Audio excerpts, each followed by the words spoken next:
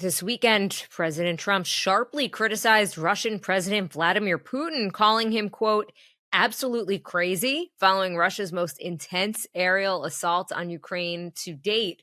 The weekend's attack involved over 300 drones and missiles. They were mostly aimed at civilian targets, from residential areas in Kyiv to university dormitories. At least 12 people were killed. There were dozens of injuries across Ukraine.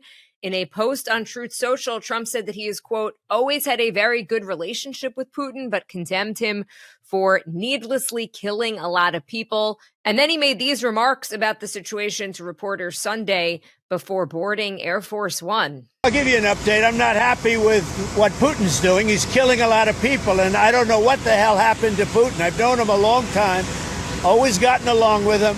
But he's sending rockets into cities and killing people, and I don't like it at all. The Kremlin responding to Trump's remarks by attributing them to, quote, emotional overload, with spokesperson Dmitry Peskov asserting that Putin's actions are in line with Russia's national security interests. I can't imagine saying that Trump is dealing with emotional overload. I can't see that going over well. Yeah, I mean, I think I've heard lots of Democrats say that, but the fact that Russia is saying that drama means, queen. Yeah, and by the way, after these remarks, Joe, Putin went forward with one of his most aggressive attacks on Ukraine to date. Several hundred more drones Sunday night into Monday, killing a number of civilians there. But you do have a lot of folks saying, hey, Trump, where have you been here? This has been the Putin that we've known for a very long time. Vladimir Putin's been in charge since 2000.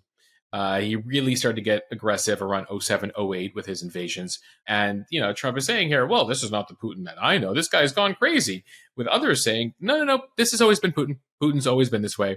He very much wants to restore the glory of the Soviet Union and wants to take back all these territories that became independent with the fall of the Soviet Union. So he wants Latvia back. He wants Lithuania back. He wants Estonia back, Ukraine back, etc.